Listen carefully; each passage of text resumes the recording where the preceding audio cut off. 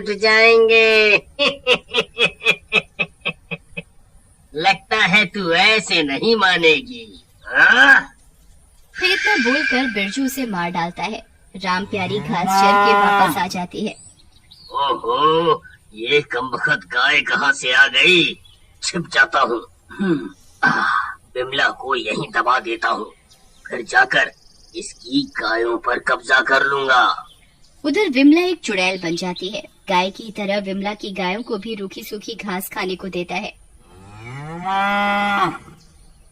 और जब वो ज्यादा दूध नहीं देती तो परेशान हो जाता है और उन्हें मारने लगता है। ले, और ले। विमला की गाय राम प्यारी दर्द से रंभाने लगती है और गौरी बिरजू को एक लात मारती है। नास मिटी, मुझे क्यों मार रही है? उधर गाय की आवाज सुनकर राम प्यारी, ये तो मेरी राम प्यारी और गौरी की आवाज है। चुड़ैल अपने घर जाकर देखती है तो बिरजू उन्हें परेशान कर रहा होता है। अरे कमबख्त मारी, बिमला को तो तू बहुत दूध देती थी, मेरी बारी में तुझे क्या मौत आ रही है? हैं? हाय हाय हाय हाय, दे दे दूध, दे दे दूध। चल चल चल चल, अब नखरे मत कर। चुड़ैल को ये सब देखकर गुस्सा आ जाता है और वो बिरजू को जोर की लात मारती है। आई मम्मी, मर गया रे, तेरा नाश मिटे कमबख्त मारी। चुड़ैल जी, सॉरी, मुझे पता नहीं था कि आपने लात मारी है।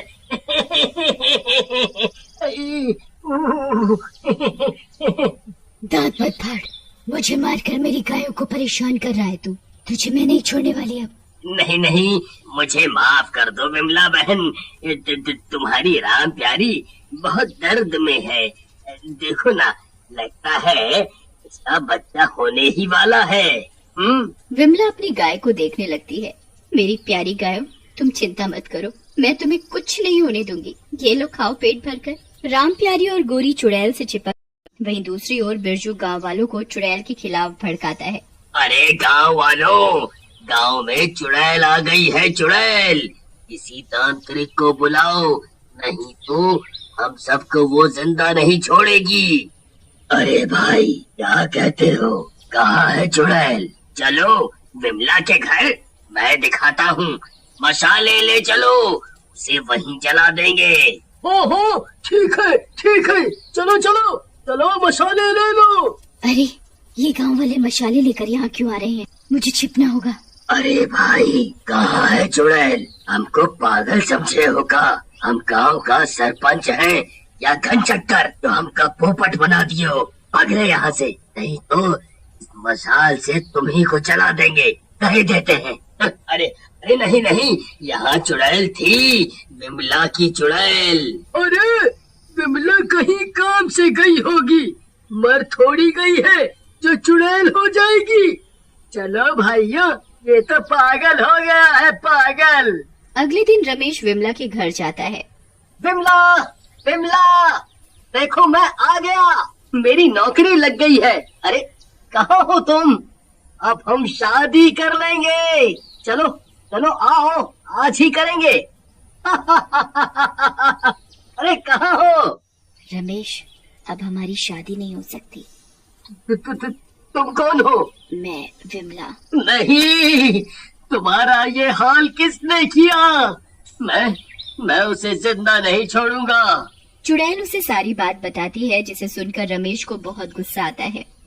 ये बिरजू ने ठीक नहीं किया, मैं उसे नहीं छोड़ूंगा, नहीं छोड़ूंगा। इतने में बिरजू एक तांत्रिक को लेकर विमला के घर आ जाता है। ए चुड़ैल, हिम्मत है तो आप बाहर आ। शोर सुनकर सभी गांव वाले भी वहां आ जाते हैं। चुड़ैल बाहर आती है और उसे देखकर सबकी आंखें फटी की फटी रह जाती हैं। बाबा, मुझे इस आदमी ने मार डाला है, आप इसका साथ मत दो। मुझे बहकाने की कोशिश मत कर चुड़ैल, तुझे मैं इस बोतल में कैद करके ही रहूंगा।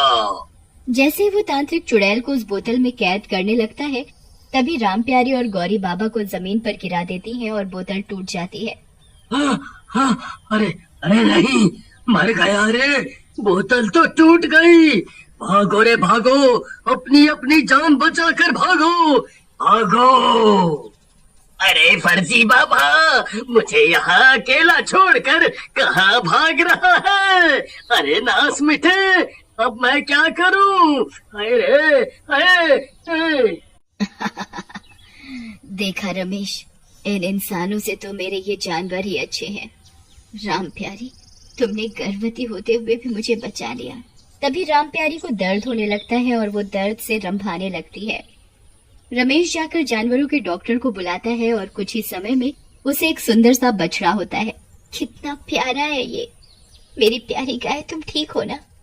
तुमने आज मुझे बचा लिया और रमेश तुम्हारा भी शुक्रिया। अरे ये क्या हो रहा है भाई?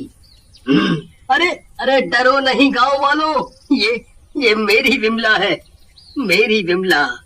दैया रे दैया, ऐसे थोड़ी होता है रमेश, तुम झूठ बोल रहे हो।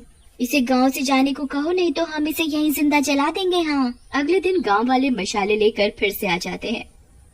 अरे ये विमला ही है, मैं झूठ नहीं कह रहा।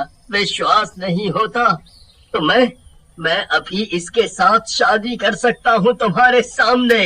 रमेश, तुम ये क्या कह रहे हो? तभी रमेश आग जला लेता है और वहीं चुड़ैल के साथ शादी कर लेता है। अरे ये क्या नाटक है भाई? गांव वालों, इस पर विश्वास मत करो। गौरी गुस्से में बिरजू को अपनी सींगों पर उठा लेती है और राम प्यारी सरपंच की लुंगी खींचने लगती है। अरे अरे छोड़ दे, यही मेरी इज्जत का फालूदा करेगी क्या? फिर दोनों गायें सबको वहां ले जाती हैं जहां पर विमला की लाश होती है।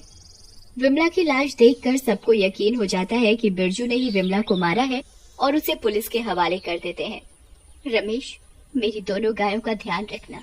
तुमने मुझसे शादी कर ली, अब मैं शांति से मुक्त हो सकूंगी। इतना बोलकर चुड़ैल रोते हुए अपनी दोनों गायों को गले से लगा लेती है। गाय भी रोने लगती हैं और फिर चुड़ैल गायब हो जाती है। मनकपुर नाम का एक छोटा सा शहर था। उसी शहर में सजनी नाम की बर्तन बेचने वाली रहती थी। सजनी बहुत ही सुंदर और चंचल स्वभाव की लड़की थी, इसीलिए हर कोई उसी से बर्तन खरीदना पसंद करता था। एक बार की बात है, सजनी रोज की तरह अपना बर्तनों से भरा टोकरा अपने सिर पर रखकर बेचने के लिए ले जाती है और जोर जोर से आवाज लगाती है, ले लो रे बर्तन ले लो। अरे सुंदर सुंदर प्यारे प्यारे सजनी के बर्तन सबसे न्यारे, ले लो रे बर्तन ले लो। अरे सुंदर सुंदर प्यारे प्यारे सजनी के बर्तन सबसे न्यारे। तभी सजनी की आवाज सुनकर शीला बहन आती है और सजनी से बोलती है, अरे ओरी सजनी, क्या बात है, आज बहुत दिनों में नजर आई हो, और जरा दिखाओ तो इस बार क्या नया बर्तन लाई हो। अरे शीला बहन, आपके लिए तो एक से एक मस्त बर्तन है। ये देखो पतीला, क्यों है ना आपकी तरह ही गोल मटोल प्यारा प्यारा। हाँ, बातें बनाने में तो सजनी एक नंबर है। चल ला दे ये पतीला मुझे, और ये पकड़ अपने पैसे। फिर सजनी शीला बहन को पतीला बेच देती है और अपना बर्तनों का टोकरा उठाकर आगे चल देती है। अरे रे, मैं कैसे भूल गई कि संजना मैम साहब के घर भी मुझे बर्तन देने थे। उन्होंने बोला भी था कि सजनी जब नए डिजाइन के बर्तन लाए तो मेरे घर जरूर आना। ऐसा बोलकर सजनी संजना मैम साहब के घर पर जाती है और आवाज लगाती है, ओ संजना मैम साहब, कहाँ हो? अरे मैं बर्तन वाली सजनी। सजनी की आवाज सुनकर संजना का पति मनदीप वहाँ आता है और सजनी से बोलता है, अरे बर्तन बेचने वाली, संजना तो अभी घर पर नहीं है। ऐसा करो, तुम थोड़ी देर अंदर इंतजार करो, संजना आती ही होगी। सजनी घर के अंदर जाकर जमीन पर बैठ जाती है।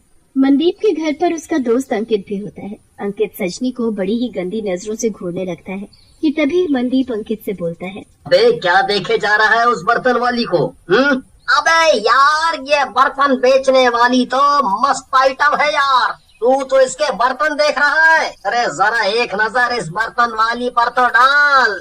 अबे क्या कर रहा है? और तू इसे ऐसे घूरना बंद कर। अगर तेरी भाभी आ गई और तुझे इस बर्तन वाली को ऐसे घूरते हुए देख लिया ना, तो सच में भाई तेरे साथ साथ मेरा भी काम तमाम कर देगी। अरे यार, तू तो एक नंबर का फट्टू है। अबे चल जरा साइड हो जा, मुझे अपना काम करने दे।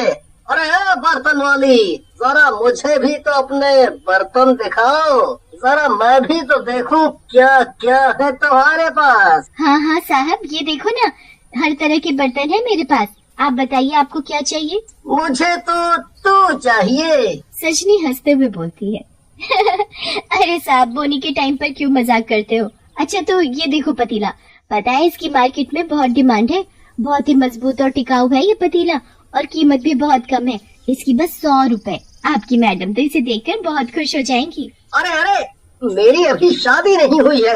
अच्छा तो चलो ये पतीला ही दे दो, और इसके मैं तुम्हें 100 नहीं पूरे 200 रुपए दूंगा। सजनी बहुत खुश हो जाती है और मनदीप से बोलती है, अरे साहब, लगता है मेम साहब को आने में देर लगेगी, अभी मैं चलती हूँ, और भी घरों में बर्तन बेचने हैं, मैं कल आऊंगी। ऐसा बोलकर सजनी अपने बर्तन का टोकरा सिर पर उठाती है और वहाँ से चल देती है। अगले दिन अंकित मनदीप के घर आता है और मनदीप से बोलता है, अरे यार, तेरी वो बर्तन वाली क्या नाम था उसका? सजनी। हाँ हाँ वही, सजनी आई नहीं आज बर्तन बेचने, उसने तो बोला था ना आज आने को। अबे अंकित, सुधर जा भाई, सुधर जा, नहीं तो किसी दिन बुरा फंसेगा। अरे यार, मैं तुझे तो ये मूवी की टिकट देना ही भूल गया, ये ले 2 मूवी की टिकट, तू और भाभी जी मजे से मूवी देखना। तभी वहाँ संजना आ जाती है और बोलती है, अरे वाह अंकित भाई साहब, हमारे लिए मूवी की टिकट, मैं तो जरूर देखने जाऊंगी, मगर शाम को तो वो सजनी बर्तन बेचने आने वाली थी। अरे आप आराम से मूवी देखने जाइए, बर्तन वाली को मैं कल लाने के लिए बोल दूंगा। फिर मनदीप और संजना मूवी देखने के लिए चले जाते हैं। उनके जाने के कुछ ही देर में सजनी अपने बर्तन लेकर आती है। अरे आओ सजनी, मैं तो तुम्हारा ही इंतजार कर रहा था। साहब आप, पर मेम साहब कहाँ है? अरे तुम अंदर तो आओ, मेम साहब बस आने ही वाली है, तब तक तुम अंदर आकर बैठो। सजनी अंदर कमरे में जाकर बैठ जाती है और मुस्कुराते हुए अंकित से बोलती है, अरे साहब, आज भी बर्तन खरीदोगे क्या? आज तो और भी मस्त मस्त बर्तन है मेरे पास, ये देखो। सजनी अंकित को बर्तन दिखाती है कि तभी अंकित सजनी को कसकर पकड़, अरे अरे साहब, ये क्या कर रहे हो? अरे छोड़ो, अरे छोड़ो मुझे। अरे तेरे बर्तन किसको लेने हैं, और तुझे मैंने छोड़ने के लिए थोड़ी ही ना पकड़ा है। अरे तेरे बर्तन नहीं, मुझे तो तू चाहिए, तू। अरे कमबख्त, छोड़ मुझे, अरे कमीने छोड़, नहीं तो क्या कर लेगी? सजनी अंकित को जोर से धक्का मारती है और अंकित दूर जाकर गिरता है। अंकित फिर से सजनी के पास आता है और उसका हाथ पकड़ने की कोशिश करता है कि तभी सजनी अंकित को गुस्से से उसके गाल पर एक थप्पड़ मारती है। तूने मुझे थप्पड़ मारा, रुक, अब देख मैं तेरा क्या करता हूँ। ऐसा बोलकर अंकित गुस्से में सजनी के टोकरे से एक बर्तन उठाता है और सजनी के सिर पर जोर से मारता है। सजनी जमीन पर जा गिरती है और उसी समय उसकी मौत हो जाती है। तभी घर पर मनदीप आ जाता है और सजनी को जमीन पर पड़ा हुआ देखकर बोलता है, अंकित, ये क्या किया तूने? हे भगवान, ये लड़की तो मर गई। अरे कुछ बोलेगा भी कि बस देखता ही रहेगा। यार भाभी कहाँ है? उसे मार्केट से कुछ सामान खरीदना था, इसलिए वो मार्केट चली गई और मैं घर आ गया, पर वो कुछ ही देर में यहाँ आती ही होगी। हे भगवान, अब क्या होगा? अबे सच में मनदीप, तू 1 नंबर का फट्टू है, कुछ नहीं होगा। भाभी के आने से पहले हम इसे ठिकाने लगा देंगे, समझा? फिर अंकित और मनदीप सजनी को एक चादर में लपेटकर अपनी कार में रख लेते हैं और आगे जाकर सजनी की लाश को गंदे नाले में फेंक देते हैं। कुछ ही देर में सजनी एक चुड़ैल बन जाती है और बोलती है, मैंने इन सब को इतना अच्छा समझा और इन्होंने मेरे साथ इतना बुरा किया, मैं छोड़ूंगी नहीं इसे। इसका तो वो हाल करूंगी कि इसे अपने सपने में भी कभी नहीं सोचा होगा। फिर चुड़ैल अपने सजनी के रूप में आ जाती है और अगले दिन फिर से अपने बर्तनों का टोकरा अपने सिर पर रखकर संजना के घर जाती है। अरे संजना मेम साहब, अरे ओ संजना मेम साहब, अरे कोई घर में है क्या? अरे आ रही हो बाबा, आ रही हो। अरे सजनी तू है, मुझे माफ करना, मैं कल तुम्हें नहीं मिल पाई। अच्छा तो ये बता, जो मैंने बर्तन बोले थे वो सब लाई है ना तू? अरे तू यहाँ वहाँ क्या देख रही है, चल बर्तन दिखा। मेम साहब, वो साहब के दोस्त आज नहीं दिख रहे। तुम अंकित भाई साहब की बात कर रही हो क्या? अरे वो तो तेरे साहब के साथ ड्यूटी गए हैं, पर तुम उनके बारे में क्यों पूछ रही हो? वो क्या है ना मेम साहब, वो जो अंकित साहब है ना, उनसे जरा हिसाब किताब करना था, बस इसीलिए आपसे पूछा। फिर तो तुम कल शाम को आ जाना, तुम्हें अंकित भाई साहब मिल जाएंगे। फिर सजनी संजना मेम साहब को बर्तन दिखाती है और संजना को काफी सारे बर्तन बहुत पसंद आते हैं। वो सजनी से उसके सभी बर्तन खरीद लेती है। शाम को जब मनदीप घर आता है तो घर में नए बर्तन रखे देख संजना से बोलता है, अरे संजना, ये इतने सारे नए बर्तन? हाँ वो सजनी आई थी, उसी से मैंने ये सारे बर्तन खरीदे हैं। और हाँ वो कल शाम को फिर से आएगी, अंकित से अपना हिसाब किताब करने, इसलिए आप उन्हें बता देना। क्या क्या कहा तुमने? अरे सजनी का नाम सुनते ही तुम्हारी जबान क्यों लड़खड़ाने लगी? मनदीप मन ही मन सोचता है। हे भगवान, ये कैसे हो सकता है? सजनी यहाँ कैसे आ सकती है? अब तो कल ही असलियत का पता चलेगा। फिर अगले दिन मनदीप अंकित को अपने घर लेकर आता है। तभी सजनी भी आ जाती है और बोलती है, अरे क्या हुआ अंकित साहब, मुझे देखकर आपके पसीने क्यों छूटने लगे? और आज बर्तन नहीं खरीदोगे मुझसे? ये कैसे हो सकता है? अरे अरे तुम सजनी नहीं हो सकती। अरे ये क्या बोल रहे हो अंकित, ये सजनी है। अंकित घबराते हुए बोलता है। नहीं, ये सजनी नहीं है, क्योंकि उसे तो मैंने अपने हाथों से मार डाला था। फिर ये कैसे जिंदा हो सकती है? तभी सजनी अपने चुड़ैल के रूप में आ जाती है और अंकित का गला पकड़कर जोर जोर से हंसने लगती है। हाँ, मैं सजनी नहीं हूँ, मैं चुड़ैल हूँ। मरने के बाद मैं एक चुड़ैल बन गई और अब मैं तेरा काम तमाम करूँगी। अंकित भाई साहब, ये आपने क्या किया? आपने इस बेचारी पर अपनी गंदी नजर डाली और इस बेचारी को मार डाला। भाई साहब, आपको सजा मिलेगी और आपके साथ साथ मनदीप जी, आपको भी सजा मिलेगी। पर तुम्हें ये सब कैसे पता? कल जब सजनी बर्तन बेचने आई थी तब मैंने उसके उल्टे पैर देख लिए थे और फिर सजनी से पूछने पर उसने मुझे सब बता दिया। अरे मर गया रे! अरे मनदीप, तू कैसा दोस्त है? अरे कोई तो मुझे इस चुड़ैल से बचाओ। तूने मुझे पकड़ा था ना, अब मेरी बारी है। अरे तेरे तो मैं टुकड़े टुकड़े करके नाले में फेंकूंगी। अरे रे, ये मुझसे क्या हो गया? अरे माफी दे दो चुड़ैल जी, मैं अपने कान पकड़ता हूँ और आज के बाद कभी किसी पर गंदी नजर नहीं डालूंगा। प्लीज मुझे माफ कर दो, प्लीज मुझे माफ कर दो। पर चुड़ैल अंकित की एक भी बात नहीं सुनती और अपने पैने पैने नाखूनों से अंकित के टुकड़े टुकड़े कर देती है। संजना भी मनदीप को पुलिस के हवाले कर देती है। अब जाकर मेरी आत्मा को शांति मिली है। ऐसा बोलकर चुड़ैल वहाँ से गायब हो जाती है।